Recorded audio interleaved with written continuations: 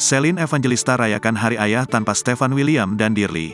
Celine Evangelista merayakan Hari Ayah bersama 4 anaknya. Selama ini Celine Evangelista sudah jalani pernikahan dengan Stefan William dan Dearly hingga miliki 4 anak.